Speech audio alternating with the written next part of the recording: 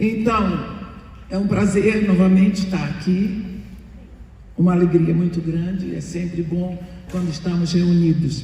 Eu gostaria de convidá-los a abrir a Bíblia no Evangelho de Jesus Cristo segundo João, no capítulo 14.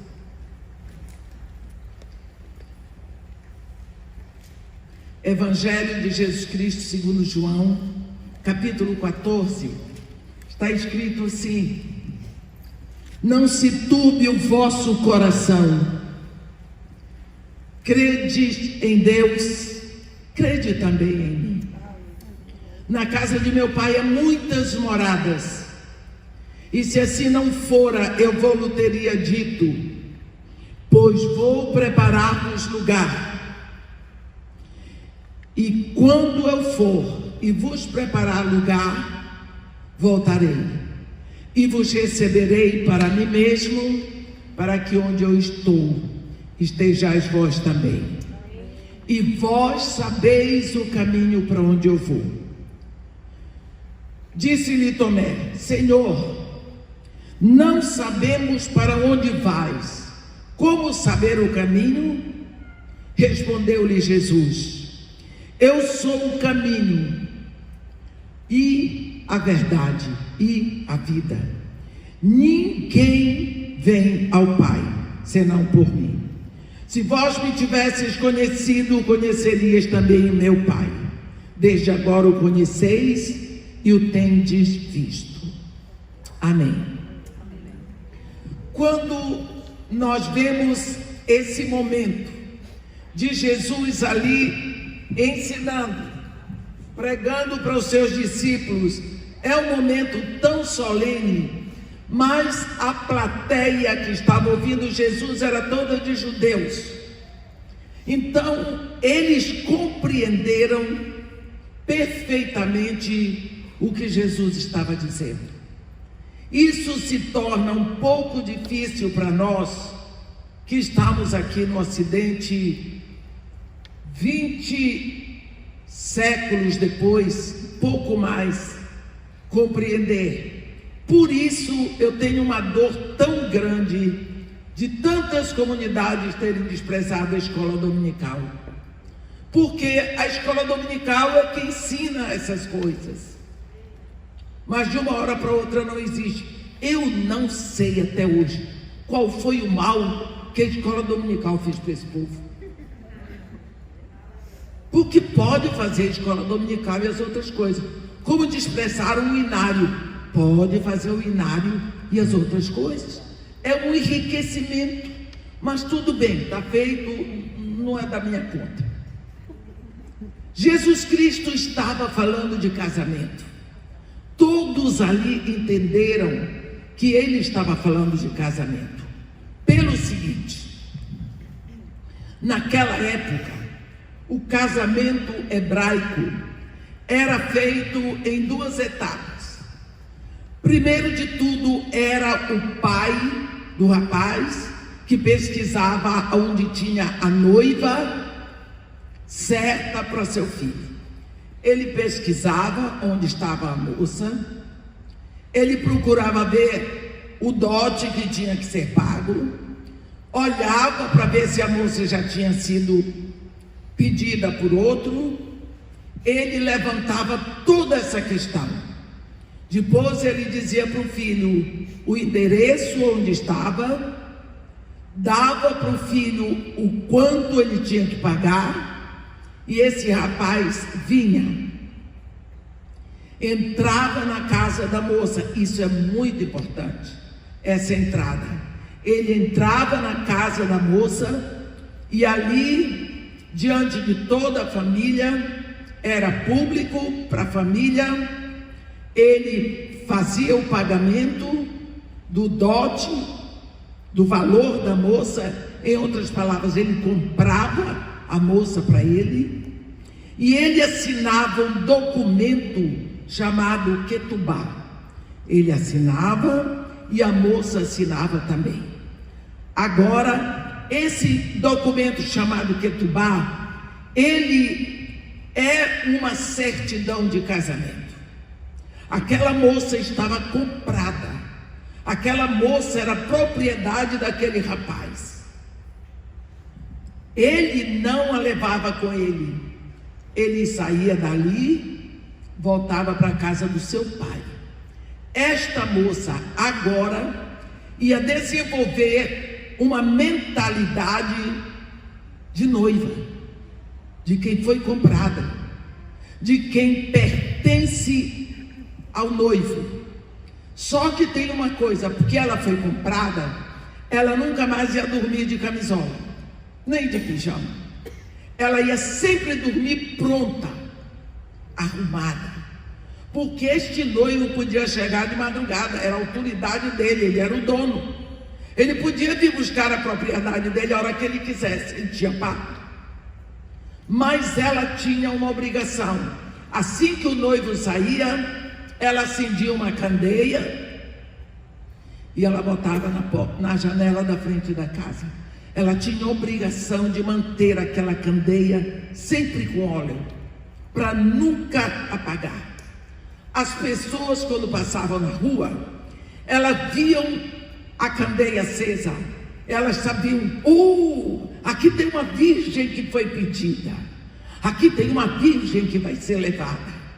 E as pessoas, em homenagem àquela família, eles gritavam, eles davam uns passos de dança, batiam palma, porque era alegria.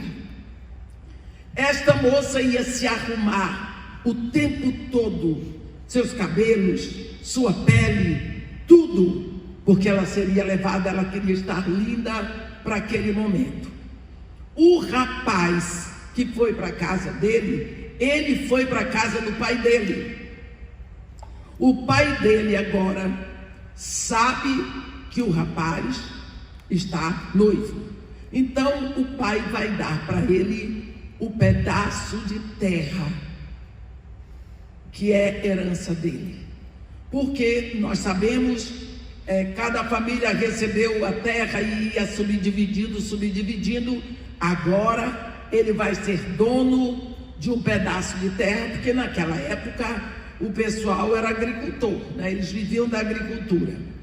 Nesta terra ele vai construir, primeiro de tudo, o rupá. O rupá é a casa, tipo um rancho, onde ele vai morar com sua esposa, vai ter seus filhos e vai trabalhar aquela terra.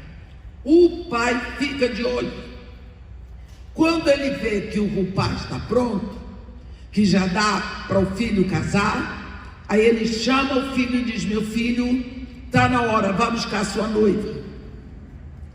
Se ele for um homem rico, ele dá para o filho alguém para tocar trombeta, ou ele dá uma carruagem, qualquer coisa assim. Mas a grande maioria era no burrinho mesmo, que era a Ferrari da época. E esse rapaz, quando chegava no lugar onde a noiva estava, ele não entrava na casa. Ele entrou na casa para fazer a negociação, para pagar o resgate, o dote, para assinar o ketubá. Mas agora ele não entra, ele chama da rua, ele grita. Pode ser de madrugada, de manhã, de tarde, ele não entra. E quando ele grita pela noiva, ela tem que sair imediatamente, e a única coisa que ela faz é apagar a candeia. Dali em diante, todo mundo que passar naquela casa vai ver que ela já se foi, porque ficou tudo escuro. Então ela vai com ele, se for no burrinho, ela monta no burrinho. Quando chega na casa do pai dele, o pai está esperando. Ele estende a mão direita para ela põe a mão em cima da mão do sogro. O rapaz bota a mão sobre a mão dela, e o velho pega a outra e bota em cima das duas mãos e aperta. Está celebrado o casamento. Agora ele leva a noiva para o rupá. Vai então consumar o casamento. Depois então vai ter a grande ceia, a festa, aonde ele quer apresentar essa noiva, ele a veste muito lindo, ele quer apresentar para todos os amigos como ele comprou uma noiva linda. É o prazer do noivo. Quando Jesus fala para esse sermão aqui do capítulo 14 de João, ele diz: não se turbe o vosso coração, credes em Deus, crede também em mim. Na casa de meu pai há muitas moradas, se assim não for eu vou teria dito, pois eu vou e vos prepararei lugar. Rupar, né? Prepararei o rupar, né?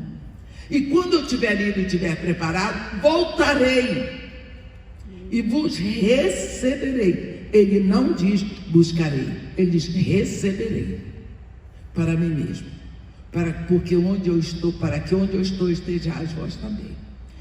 Bem, quando nós olhamos para isso aqui, nós vemos que Deus usou um modo que o povo conhecia para o casamento, porque Deus nunca vai falar conosco numa língua que nós não entendamos. Se nós não compreendemos a língua, tem que haver interpretação. Por isso que Paulo diz sobre essa questão do dom de falar em outras línguas, que deve ser falado se houver intérprete, porque senão ninguém tem. É que nem eu chegar aqui e falar em chinês, não adiantou nada, porque às vezes nem eu entendo o chinês que estou falando. Então, Deus vem na mesma linha, e nós vemos que quando o homem caiu lá no Éden, caiu no pecado, já tinha havido um pecado, os anjos caíram, mas Deus não moveu um dedo para redimir os anjos. Caiu, virou demônio, acabou. Mas quando o homem caiu no pecado, imediatamente Deus levanta a voz, publicamente, e diz: eu me responsabilizo por mudar tudo. Eu colocarei inimizade entre a tua descendência e a descendência dele. Falando para a mulher e para Satanás, que estava travestido de serpente. Ele te ferirá o calcanhar, mas o teu descendente lhe esmagará a cabeça. O poder, o governo, a autoridade. Então Deus ali planejou a nossa redenção. Amém. Mas a nossa redenção, no plano de Deus, incluía um filho de mulher, homem, nascido de mulher, aqui na terra, descendente de mulher. Depois nós vemos Paulo dizer em Gálatas 4, no versículo 4: vindo, porém, a plenitude do tempo, Deus enviou seu filho, nascido de mulher, nascido sob a lei. Então vem esse filho de Deus, aonde ele veio? Para a casa da noiva, porque a casa da noiva é o planeta Terra. Nós temos certeza, os cientistas ficam pesquisando se há vida em outros planetas. Eu não creio que Deus seja proibido de criar vida em outros planetas, mas uma coisa eu sei: homem é só na terra, porque Deus fez do material da terra.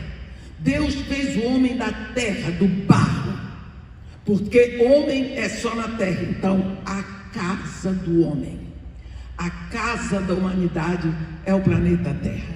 Nós vemos no Salmo 115, versículo 16, a palavra de Deus diz assim: os céus são os céus do Senhor, porém a terra deu-a ele aos filhos dos homens. Então a terra, o planeta Terra, é a casa do homem. Então, quando Deus quer levantar uma noiva da terra para seu filho, ele manda o seu filho na casa da noiva. Esse filho entra na casa da noiva, que é o planeta Terra, e ele entra pela porta da frente. Qual é a porta da frente para se nascer humano? O nascimento físico. Ele tem que nascer do ventre de uma mulher, porque esta é a forma, é a porta da frente para se nascer homem aqui na Terra. Então ele entra na casa da noiva, que é o planeta Terra, e ele entra pela porta da frente, e dentro da casa da noiva ele vai pagar o preço. Como todo noivo, ele vai pagar o preço publicamente. Qual é o preço? Nós sabemos que foi a morte na cruz, mas por que nós precisamos examinar um pouco? Quando Jesus Cristo terminou o jantar da Páscoa, a Bíblia diz que eles desceram cantando um hino, que seguramente foi o Salmo 136. E ele foi para um jardim menor, chamado Getsemane. E ali a Bíblia diz que ele teve a primeira grande agonia. E ali, agonizando de dor, a Bíblia diz que ele chegou a suar sangue. Ele, 3 vezes, ele repetiu a mesma oração: Pai, se for possível, afasta de mim este cálice. Contanto não seja feita minha vontade, mas sim a tua, porque tu estás nos céus. Ora, para Jesus repetir isso 3 vezes, é porque ele realmente tinha dificuldade de beber aquele cálice. Que cálice era esse tão difícil? Alguns dizem que era a morte de cruz, mas não era. Porque Jesus Cristo veio sabendo que ele ia morrer na cruz. Jesus Cristo veio sabendo que esse era o escopo, esse era o objetivo, isso era o pagamento. Ele veio sabendo disso e ele queria isso. Nós vemos quando Pedro tentou dissuadi-lo do sofrimento, ele disse: arreda Satanás, porque era Satanás que não queria. E mesmo quando ele ia subindo para Jerusalém com seus discípulos, ele disse: é necessário que o Filho do Homem ascenda a Jerusalém para ser preso, julgado, condenado, crucificado e morto. Então ele sabia, ele queria, ele tinha conhecimento. Outros dizem que era o sofrimento moral, emocional, porque o crucificado, ele ia sem roupa, ele era exposto, e também não era, porque ele sabia de tudo isso. Como é que era? Quando nós pensamos nisso, eu particularmente, quando eu estive lá em Jerusalém, na casa de Caifás, eu olhei aquele basement, pequeno, não é? Aonde ele ficou amarrado o resto da noite. E nós lembramos que ele tinha comido a Páscoa, comeu cordeiro, as ervas amargas, o pão asmo, bebeu das 4 taças de vinho. Ele era um homem, aliás, ele é homem. Todo homem normal tem suas necessidades. Como é que se deixa uma pessoa até o outro dia, meio-dia? Ninguém diz para ele: você precisa ir ao banheiro? Ninguém disse, ninguém perguntou. O que significa que a humilhação completa é que ele provasse tudo publicamente para ficar provado que ele não era filho de Deus, porque ele era um homem como qualquer outro. Quer dizer, a humilhação começou desde o momento que ele foi preso. todos os passos da humilhação. Então chega um momento em que não tinha mais como ser humilhado, mas ele sabia disso. Então, qual foi o cálice que Jesus Cristo pediu 3 vezes ao Pai, que não queria beber? Nós vamos lá no início da narração bíblica de Gênesis, quando a Bíblia diz assim: no princípio criou Deus os céus e a terra. A terra, porém, era sem forma e vazia. Havia trevas sobre a superfície do abismo, e o Espírito de Deus pairava sobre a superfície das águas. E Deus disse: haja luz. E houve luz. Em seguida Deus diz: haja separação entre a luz e as trevas. Separação. Haja, depois eu pego, não vou pegar logo. Haja separação. Ora, Deus ordenou separação. E uma vez que Deus ordenou, está ordenado para sempre. Haja separação entre luz e trevas. Quando nós olhamos na primeira carta de João, no capítulo 1, versículo 5, está escrito assim: Deus é luz, e nele não há treva alguma. Então, pecado é treva, Deus é luz, separado. Quando Jesus Cristo está lá na cruz, nós vemos que ele falou 7 vezes. 7 vezes, cada vez mais arfante, porque a morte de cruz é morte por sufocação. Ele foi falando, mas nós vemos pelo que ele falou que ele estava de frente para o Pai. Ele estava falando com o Pai o tempo todo. Nós lembramos que a primeira palavra que ele disse foi Pai. Pai, perdoa-lhes, eles não sabem o que fazem. E a última foi Pai. Pai, nas tuas mãos eu entrego o meu espírito.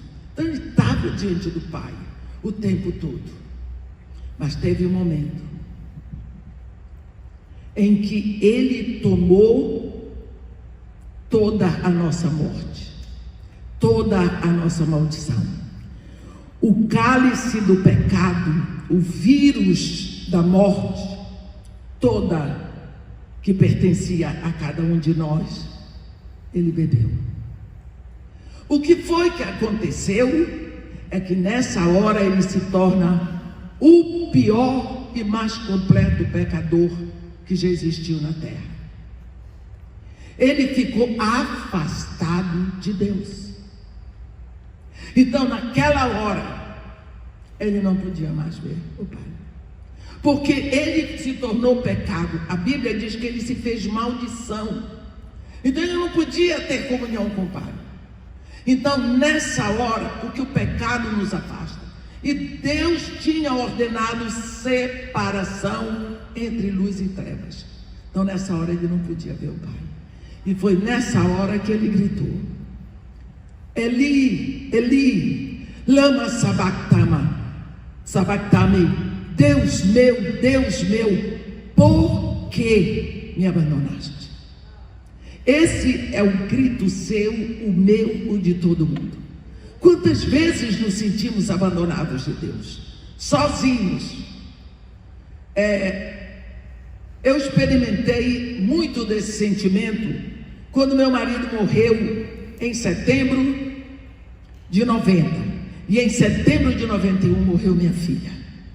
Diante do caixão da minha filha, olhando meu filho lá, sem pai e sem a irmã, eu tive um sentimento de abandono. É como se Deus tivesse me abandonado totalmente. Sem pai, sem mãe, sem ninguém, sem marido e sem a filha. Ela era a minha amiga, ela era a minha advogada, ela era a inventariante. Eu senti isso de abandono. Foi horrível. Eu digo para vocês. Aí eu vejo Jesus trilhões de vezes mais, porque ele era santo. Na cruz, a única coisa que ele tinha era olhar para o Pai, e de uma hora para outra, por causa de mim, por causa de você, por causa de nós. Que preço! E nessa hora ele apressou, ele agonizou, ele disse: tudo está consumado, paguei o preço total, não há mais nada para fazer aqui. Pai, nas tuas mãos eu entrego o meu espírito. Aleluia. Não é?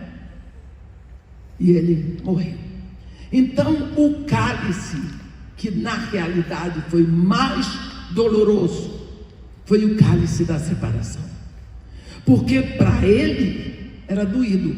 Nós não sentimos muito dessa dor do pecado, porque nascemos pecadores. A Bíblia diz: em pecado me concebeu minha mãe. Então nós nos arrependemos, às vezes caímos de novo, mas para ele, sendo santo, beber todo o pecado, de uma hora para outra se transformar numa pústula de pecado, um leproso espiritual, foi muito difícil.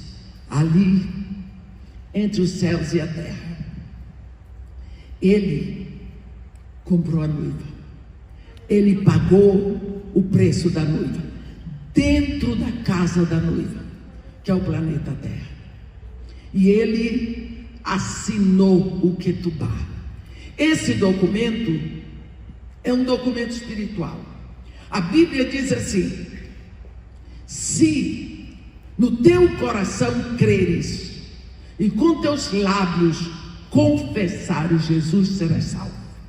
Porque com o coração se crê para a justiça, com a boca se confessa para a salvação. Porque se no último momento clamares pelo nome do Senhor, serás salvo. Então é com a língua, com a nossa declaração, que nós assinamos o nosso nome no Ketubá, crendo que ele já nos comprou. Então, quantas vezes as pessoas dizem assim: mas irmão, como que eu posso saber que eu sou a noiva? Eu disse: já não depende mais de você, não depende mais de Jesus. Ele já veio e já assinou o Ketubá. Você tem que colocar sua assinatura. Como que é a assinatura? Você confessa, você crê e você confessa. Ele veio aqui e ele já fez o trabalho. Então, agora ele deixa a sua noiva na terra. Ele deixa, porque o noivo, ele paga o preço da noiva, ele assina o Ketubá, ela assina, e ele vai para a casa do Pai. O noivo em Israel, ele não sabia quando ele viria buscar a noiva, era o Pai que estava olhando. Jesus Cristo diz: olha, nem os anjos, nem eu, nós não sabemos, quem sabe é o Pai. Ele volta para o Pai e ele diz: mas olha, eu vou preparar o lugar, o Rupá. Quando eu tiver ido, tiver preparado o lugar, voltarei e vos receberei para mim mesmo. Ele não diz vos buscarei, ele vai nos receber. Por quê? Porque na primeira vez que o noivo vem, ele entra na casa da noiva, mas na segunda vez ele não entra. Nós vemos aqui em 1 Tessalonicenses o ensino que Paulo nos dá. Ele diz assim, 1 Tessalonicenses, no capítulo 4, ele diz assim, no versículo 15: ora, ainda vos declaramos por palavra do Senhor isto: nós os vivos, os que ficarmos até a vinda do Senhor, de modo algum precederemos os que dormem. Porquanto o Senhor mesmo, dada a sua palavra de ordem, ouvida a voz do arcanjo e ressoada a trombeta de Deus, descerá dos céus, e os mortos em Cristo ressuscitarão primeiro. Depois nós, os vivos, os que ficarmos, seremos arrebatados juntamente com eles, entre nuvens, para o encontro do Senhor nos ares. Não é na terra, é nos ares. E assim estaremos para sempre com o Senhor. Olha, ele não pisa na terra, porque a terra é a casa da noiva, é a casa do homem. Porque ele já pisou a primeira vez para pagar o preço e assinar o ketubá. É o papel do noivo. Quando ele vem buscar a noiva, ele chama de fora. Então Jesus Cristo nos chama dos ares.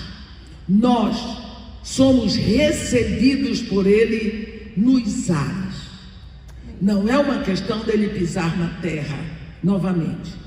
Nós, quando vemos isso aqui diz assim: os mortos em Cristo. Esta palavra aqui é especificamente para a igreja. O arrebatamento só tem a ver com igreja. Por quê? Porque a igreja começa desde o Espírito Santo, desde a vinda do Espírito Santo. Então, só a partir da presença do Espírito Santo aqui, nós podemos dizer que tem alguém que está em Cristo. E a palavra é muito clara: os mortos em Cristo ressuscitarão primeiro.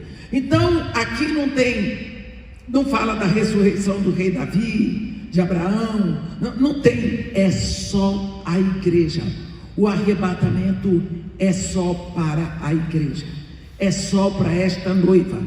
O que significa que no momento em que for tocada esta trombeta espiritual, aleluia, e que nós formos arrebatados da terra, nos encontrarmos com os irmãos que ressuscitaram, para todos irmos para a presença do Pai, para chegar na casa do Pai, a terra vai ficar na escuridão, porque quando a noiva sai, a candeia é apagada. Você vê Jesus Cristo dizer: vós sois a luz do mundo. Ele não diz vós sois uma luz no mundo. Aqui o artigo é definido: vós sois a luz do mundo. No momento em que a igreja é arrebatada, o mundo volta à escuridão. Nós saímos. Então nós vamos para a casa do Pai. No capítulo 19 de Apocalipse está escrita assim, descrita a nossa chegada. Para variar, é uma barulheira, não é? Quando Jesus Cristo nos falou, ele mandou: ide a todas as nações. Aleluia. Eu tenho certeza que enquanto o evangelho não tiver chegado a todas as nações, não seremos arrebatados, porque ele quer uma noiva de todas as nações. Ele quer de todas as nações. Por isso eu me preocupo tanto com o evangelismo. Eu oro por evangelismo, porque eu quero que isso chegue logo a todos os cantos do mundo. Agora, você já pensou, na hora do arrebatamento, essa noiva é arrebatada de todos os países, cada um glorificando na sua própria língua. Você já pensou? Todo mundo, tem japonês, tem chinês, tem até argentino, tem brasileiro. Você já pensou? Africano de todas as nações da África, asiáticos, americanos, tem índio, tem tudo. Uma igreja trazida, cada um glorificando na sua própria língua. Amém. Você sabe que em Apocalipse, águas são nações, muitas águas, quer dizer, muitas nações. Areia são povos, não é? Então, o João, porque era louco pela igreja de Jesus. Coitado, Deus diz no capítulo 4, vem João, sobe para cá, que eu vou te mostrar as coisas que em breve devem acontecer. Deus passa um filme para João e Jesus. Você já pensou? O anjo mostra isso, o anjo mostra aquilo, e João devia perguntar: e a igreja? Ele veio para ter a igreja, e a igreja? E cadê a igreja? Foi João que escreveu o capítulo 14 do Evangelho de João. E a igreja? E quando chega no capítulo 18, só falta 19, 20, 21 e 22. O anjo não mencionava a igreja. Meus irmãos, quando entra o capítulo 19, que é o capítulo da igreja, João perdeu as estribeiras, ele chegou a fazer bobagem, está escrito aqui. Ele confessa que fez bobagem. Então, a chegada da noiva, acontece uma novidade na Bíblia, é precedida de 4 aleluias. Sabe por quê? A única palavra comum na igreja, no mundo todo, é aleluia. Todo mundo diz, né? Eu me lembro que uma vez eu estava pregando numa igreja em Manaus, e daqui a pouco eu praticamente não faço apelo. Então o pastor levantou, fez apelo. Eu estava assim, o pastor disse: fica aí. Fiquei. Aí veio um senhor, que ele era japonês, e ele parou assim, ele dizia areru, areru, areru, areru, era aleluia. E aquilo me deu vontade de rir, mas eu me controlei, porque era o jeito dele dizer aleluia, né? E outro dia eu estava com um coreano que dizia aleluia, aleluia, aleluia, era aleluia. Então você já pensou que de todas as nações da terra, a única palavra que é comum é aleluia e amém? Então este capítulo da chegada da noiva é precedido de 4 aleluias, porque eu acho que o povo vem gritando de longe. A confusão de crente do mundo todo. Olhe bem, capítulo 19 de Apocalipse. Depois dessas coisas, ouvi no céu. João está no céu, porque às vezes João está falando do céu, às vezes ele está falando da terra, não é? Aqui ele está. Ouvi no céu uma grande voz de numerosa multidão dizendo aleluia. Olha bem se não é coisa de crente. Aí quando for no versículo 3, está escrito: segunda vez disseram aleluia. No versículo 4, lá no final está escrito amém, aleluia. São as 2 palavras comuns, é o que João entende de tanta gente falando. No versículo 6 está escrito aleluia, pois reina o Senhor nosso Deus, o Todo-Poderoso. Então você vê que é a palavra comum para a igreja do mundo todo. Olha como nós chegamos lá. Aí a Bíblia diz que João, no versículo 9, o anjo falou com João: escreve, bem-aventurados aqueles que são chamados à ceia das bodas do Cordeiro. E acrescentou: são estas as verdadeiras palavras de Deus. Olha, João, prostrei-me ante os seus pés para adorar. Ora, João, como cristão e como judeu, sabia que não podia se prostrar para adorar anjo. Estava tão emocionado, não é? Ele, porém, me disse: vê, não faças isso. Eu sou conservo teu e dos teus irmãos que mantêm o testemunho de Jesus. Adora a Deus, pois o testemunho de Jesus é o espírito da profecia. Você vê a emoção que João ficou de ver a noiva chegar. Chega fazendo uma barulheira, gritando. Todo mundo, olhe a festa que acontece na chegada da noiva na casa do Pai. Amém. Não é? Então isso é algo que nós estamos esperando acontecer a qualquer momento. Glória a Deus. nós estamos esperando acontecer a cada momento.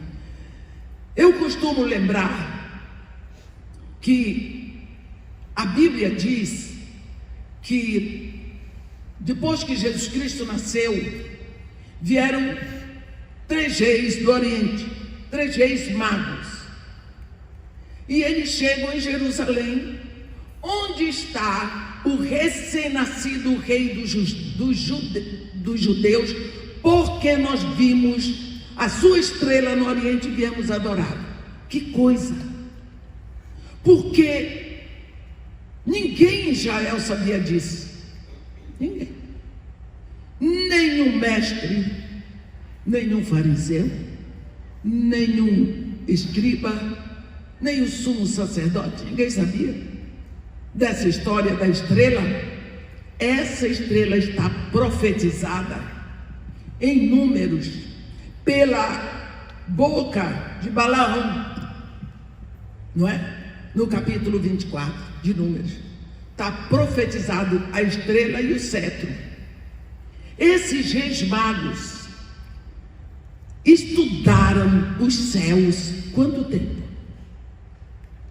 E quantos antes deles morreram estudando os céus para descobrir quando chegaria a estrela do rei de Israel. Interessante, eles eram reis magos. Quantos reis existiam na terra naquela época? Mas o rei de Israel, para eles, era digno de adoração. Adoração. Para eles, o rei de Israel que viria era Deus. Que interessante.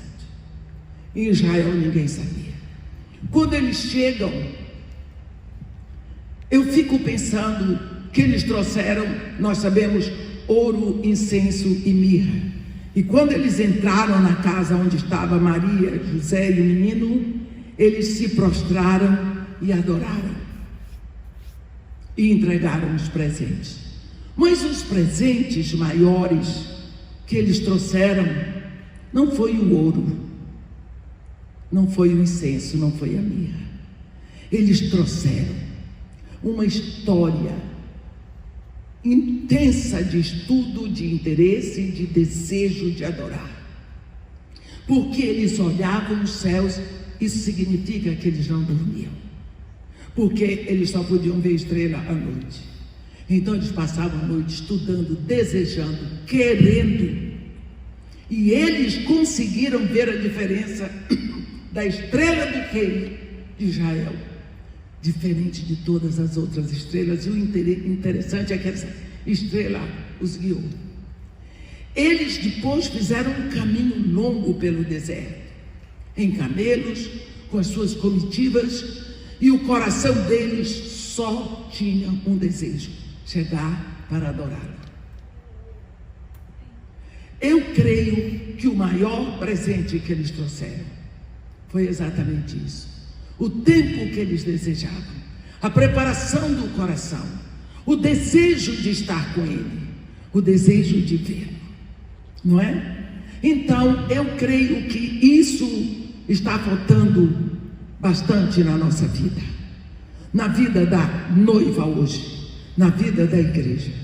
Esta igreja comprada por um preço tão alto, tão desejada pelo próprio Deus, tão intensamente buscada e por Jesus e preparada pelo Espírito. De uma hora para outra parece que nós estamos uma noiva indiferente. Parece que não existe aquele fogo necessário em nós, aquele fogo da paixão que nós temos. Você já foi noiva, você sabe como você deseja, como você se prepara para o casamento e como você deseja estar com o noivo. Será que nós estamos sentindo esse mesmo ardor para que o noivo venha nos tirar daqui? Lá em Cantares, há um grito dele. Ele diz para ela: vem comigo do Líbano, querida minha, vem comigo do Líbano, Vem comigo no Senir, do covil dos leões, do monte dos leopardos. Por quê? Porque Ele sabe onde nós estamos. E é interessante que mesmo estando no mundo que vai decaindo cada vez mais, porque este mundo é caído, nós não estamos olhando para os céus. Nós não estamos mostrando interesse. Parece que o nosso coração não está gritando Maranata. Nesse tempo de pandemia, muitas pessoas ligavam para mim: oi, irmã, será que está na hora do arrebatamento? Eu não sei, nem Jesus sabe. Ai, irmã, Jesus Cristo tem que buscar logo a gente, porque está muito ruim aqui. Eu disse: minha filha, então você quer dar o golpe do baú. É aquela noiva que quer logo casar, porque o noivo é rico, ela vai sair da pobreza. Quer dar o golpe do baú em Jesus, né? Eu disse: não é dar o golpe do baú não, minha filha, que você vai sair daqui. E muita gente que não tinha certeza de salvação. Nós precisamos buscar. Eu peço a vocês este ano um fogo que queima. Aleluia. Uma paixão, um desejo maior, um desejo grande de ser sugada. Ele diz: eu vos receberei para mim mesmo. Tem dois momentos que eu gosto muito, aliás, eu gosto de todos, mas esses dois dentro do assunto. Na Bíblia, o autor de Hebreus diz no capítulo 1 que Jesus Cristo está assentado à destra de Deus. Aí você pensa, português é português, está assentado. Mas quando no capítulo 7 de Atos, Estevão vê, eu vejo os céus abertos e o Filho do Homem em pé. Está sentado ou em pé? Ele viu em pé. O autor de Hebreus diz que é sentado. Eu, lá no meu coração, nas minhas elucubrações, vou sair do púlpito para não. Eu creio que Jesus Cristo está sentado à direita de Deus. Mas na hora de Estevão chegar, ele levantou para receber. Amém. Só pode ser. Primeiro mártir da igreja. Você pensa, o primeiro que estava morrendo pelo nome dele, pela fidelidade a ele, sofrendo por causa dele, ele levantou. Eu tenho tanta vontade de receber esse abraço. Aleluia. Quando você imagina o que é sair do covil dos leões, nós temos um problema. Nós vamos nos adaptando às dificuldades. As dificuldades vão chegando, a queda dos valores vai surgindo, nós vamos nos adaptando. Nos adaptamos a ver imoralidade, vamos fechando os olhos, nos adaptamos à traição, nos adaptamos ao roubo, vamos nos adaptando. E com isso nós vamos morrendo. Eu gosto de citar um exemplo, o exemplo de uma rã. Você quer matar uma rã, você bota numa panela de água, quando estiver fervendo, você joga a rã, ela bate e pula, porque está muito quente. Se você quer matar a rã, você põe numa panela de água fria, aí você põe no fogo brando. A água começa a esquecer, a rãzinha vai abrindo as pernas, que coisa gostosa, né? Ela vai sentindo conforto. Aí ela vai, daqui a pouco dá aquele soninho, ela dorme e ela morre cozida, porque aquele conforto ela não sabia que traria morte para ela. Misericórdia. Nós estamos talvez morrendo por adaptação. Nos adaptamos às coisas do mundo. Misericórdia, Senhor. Nos adaptamos à busca do conforto, daquilo que nos faz bem, daquilo que é legal. E nós não sabemos que aquilo talvez é o nosso caminho de morte. Nós somos a Igreja de Jesus Cristo. Nós somos a luz deste mundo. Aleluia. Logicamente, a Bíblia diz, Jesus Cristo diz, não se pode ocultar a cidade edificada sobre o monte. Não se pode. Por quê? Uma cidade edificada sobre o monte, de dia você vê, de noite você vê as luzes acesas. Não dá para ocultar. Dessa forma, a igreja não pode ficar ocultada ou oculta no império das trevas. Nós somos alvo desse império dentro do qual nós estamos vivendo. E nós estamos vivendo um império satânico de um príncipe que já foi julgado, já foi condenado, mas está solto. Então nós precisamos acordar. A palavra que me repetia muito no meu coração era: levanta, ó tu que dormes. Não, acorda, ó tu que dormes. Levanta-te dentre os mortos e Cristo te iluminará. Aleluia. Nós precisamos buscar acordar, fazer uma revisão da nossa vida e ver até que ponto nós estamos muito acomodados. Verdade. Estamos bem, não falta nada, só, quem sabe, o green card, né?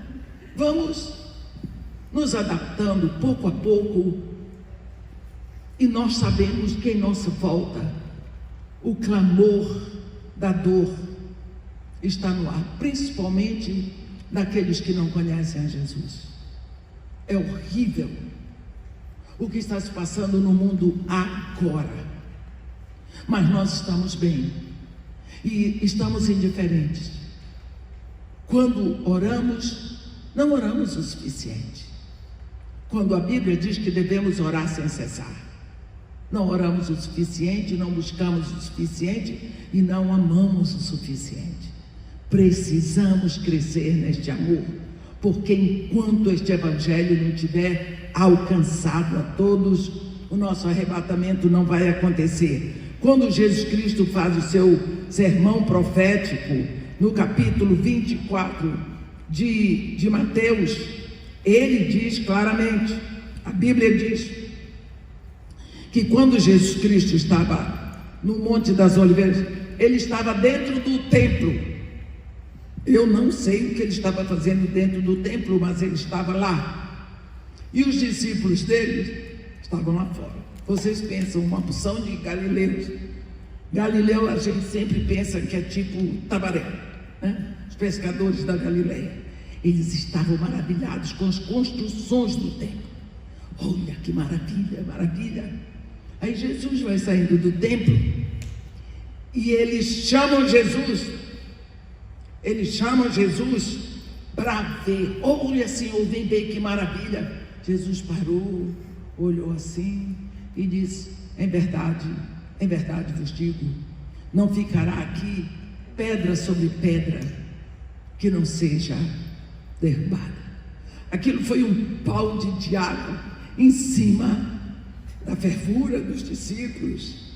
E Jesus continuou andando, desceu o vale do Quidron, subiu o Monte das Oliveiras e sentou. E quando ele se assentou ali, os discípulos vieram, cercaram Jesus e fizeram 3 perguntas. São as 3 perguntas que vigoram através dos tempos. A Bíblia diz: no Monte das Oliveiras achava-se Jesus assentado. Quando se aproximaram dele os seus discípulos em particular e lhe pediram: dize-nos, quando sucederão estas coisas? E que sinal haverá da tua vinda e da consumação do século? Olha, 3 perguntas que até hoje. Quando sucederão essas coisas?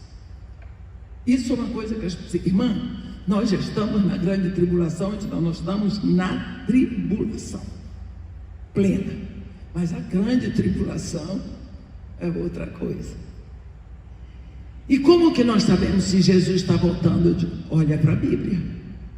Temos várias pistas. Quando seremos arrebatados, nem ele sabe, só o Pai. Mas como é que as pessoas se projetam, querem saber o que vai acontecer depois que eles morrerem? E Jesus olhou para eles. Eu creio que Jesus olhou e deve ter pensado: essa turma quer saber muito, vão morrer daqui a 50, 30, 40 anos, estão querendo saber. E Jesus deu uma chamada: vede que ninguém os engane. Quer dizer, o grande problema é o engano. Vede que ninguém vos engane, porque virão muitos em meu nome dizendo: eu sou o Cristo, e enganarão a muitos. Aí você diz assim: irmã, mas eu nunca vi ninguém dizer eu sou o Cristo. Tem aquele Henrique Cristo lá do, acho que é, não sei não, é do sul, né? Ele é, não sei se Santa Catarina ou Paraná. Quem é do Paraná aqui? Seu conterrâneo, é ele? É sim, ele ficou caladinho. Mas nós sabemos que ele tem problema mental, as pessoas se aproveitam disso. Mas o que é Cristo? Você nunca viu uma pessoa dizer eu sou Cristo. Mas o que significa Cristo? Cristo é solução. É um pacote de soluções que Deus deu para o mundo. Quantos homens você já viu na terra dizerem eu sou a solução? Nós vimos Mussolini, né? Deixou a Itália pior do que encontrou. Nós vimos Napoleão Bonaparte: eu sou a solução da França. Deixou a França menor do que encontrou. Hitler enfiou o mundo numa confusão só e desapareceu. Eu sou a solução. Inclusive, o tratado de Hitler se chamava, no alemão, Mein-Kampf, que significa jihad. É a jihad islâmica, né? No Brasil nós tivemos o Lula, que dizia eu sou a solução, fome zero. O Lula entrou com a história: eu sou a solução, fome zero. Vocês sabem que eu creio que ele tinha essa vontade. É bem capaz que ele tinha essa vontade de resolver o problema da fome e outros problemas. É bem possível que ele quisesse, mas não deu certo. E não vai dar certo, porque a solução para o mundo não está nas mãos de nenhum pecador, não é? Ele diz: aparecerão vários Cristos, vários em meu nome dizendo eu sou o Cristo, e enganarão a muito. Ouvireis falar de guerras e de rumores de guerra. Há quanto tempo eu já fugi de guerra. As guerras continuam pelo mundo. Não se fala mais na guerra da Síria, mas continua. Na guerra da Líbia, continua. Do Iraque, continua. Afeganistão, continua. Só não ocupa mais as primeiras páginas dos jornais. Se levantará nação contra nação. Isso nós temos visto. E reino contra reino. Quantos reinos existem na terra? 2. O império das trevas e o reino da luz. Então isso é uma batalha que vai continuar. O império das trevas contra o reino da luz. Fomes, terremotos. Há muitos anos. A fome já é o segundo maior causador de morte no mundo. No norte do Brasil, eu vou dizer uma coisa que dificilmente vocês sabem, porque não sai nos jornais. O Brasil foi invadido, principalmente ali na direção de Roraima, pelos venezuelanos, não é? E no Acre, pelos haitianos. O Brasil não tem o menor problema de receber imigrantes, mas recebe e fica na rua.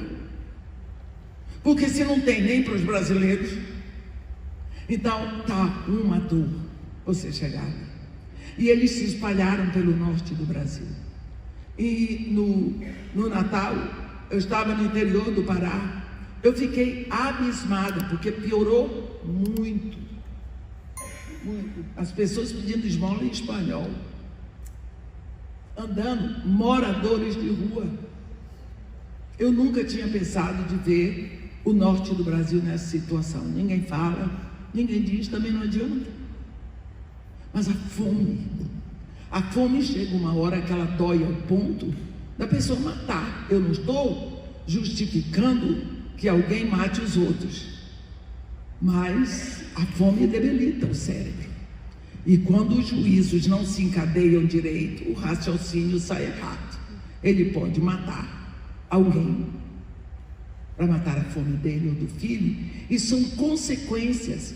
É a fome. Terremotos em vários lugares. Quando eu estudava, faz muito tempo, a gente aprendia o que são terremotos. A professora perguntava. A gente dizia assim: são abalos repentinos provocados pelos vulcões. Essa era a resposta para ter nota em geografia. São abalos repentinos provocados por vulcões. Tinha que decorar.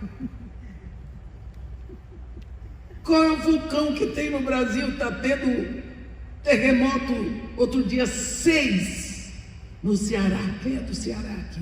Está por cima da carne seca. Está tendo até terremoto lá.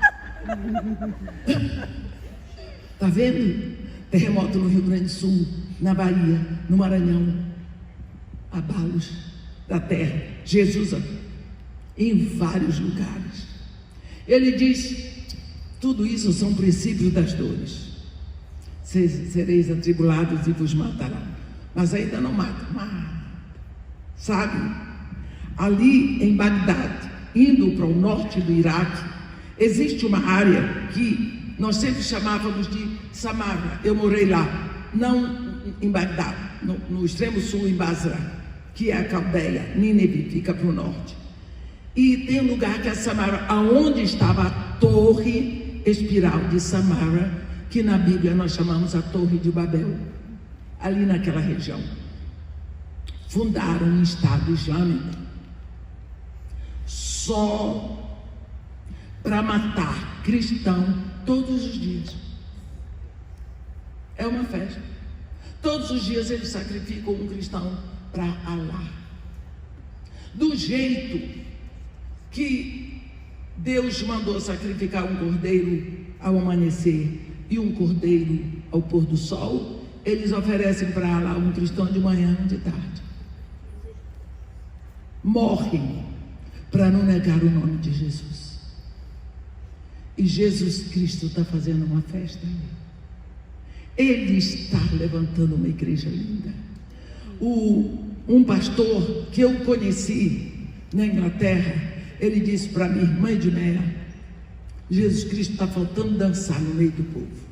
Ele disse que eles fizeram um grupo para ir para a fronteira da Síria, porque ele também é médico, esse pastor, ele é anglicano. E eles fizeram uma espécie de um acampamento para ajudar os refugiados sírios. E ele disse que, porque ele, sendo homem, ficavam 2 mulheres iraquianas com ele. E ele disse que 2 horas da manhã entrou uma senhora iraquiana. E ela disse para ele em inglês: não, eu não estou precisando da sua ajuda como médico. É o seu Messias que apareceu para mim e disse para eu vir aqui para buscar um livro de capa azul que está na 3ª gaveta, está escrito em árabe lá atrás.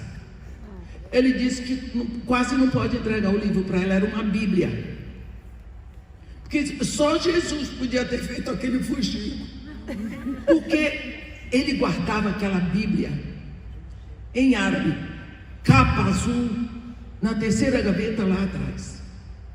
Ela disse: ele me falou que é aqui que ele quer ser conhecido. Presta atenção que é isso. O seu Messias. Porque ele disse para aquela mulher: eu sou o Messias daquele. Entregou o pobre do pastor. Ele veio aqui como cristão, disse tudo, vai lá. Então está se levantando uma igreja tão linda no sul do Iraque. E o sul do Iraque não era cristão, eu morei lá. Saddam Hussein nunca perseguiu os cristãos. Eu ia na igreja, a gente podia fazer tudo. Tinha que entrar pelas portas laterais, não pela da frente. Mas agora, eu vi na Jordânia um senhor dizendo sobre o grande culto que aconteceu na praça de Basra. Os cristãos adorando em público. Precisa ver o louvor. Ele está levantando uma igreja. Amém. Aonde a gente não pensa, ele está levantando. O norte do Iraque sempre foi mais cristão, porque lá é a Síria, tem a igreja ortodoxa. Mas nós vemos que a perseguição aos filhos de Deus, ela está espalhada pelo mundo. E Deus, na sua misericórdia, está dando tempo para nós. Mas uma hora, alguma coisa vai ter que acontecer para nós acordarmos. Para essa noiva queimar de amor por esse noivo. Para essa noiva começar a se conscientizar que ela é comprada, que o preço dela já foi pago. Amém. Que a qualquer momento ele pode levá-la. E nessa hora ela tem que estar pronta. Porque vai ficar tudo escuro quando ela sair. Não se turbe os vossos corações. Credes em Deus, crede também em mim. Na casa de meu pai há muitas moradas, e se assim não fora, eu vou-lhe teria dito. Pois eu irei e vos prepararei lugar. E quando eu tiver ido e preparado o lugar, voltarei. E vos receberei para mim mesmo, para que onde eu estou, estejais vós também. E vós sabeis o caminho para onde vou. Só está faltando ele vir nos buscar. Amém? Aleluia. Que Deus nos abençoe e nos guarde. Que faça resplandecer o seu rosto sobre nós. E tenha misericórdia de todos nós. Amém.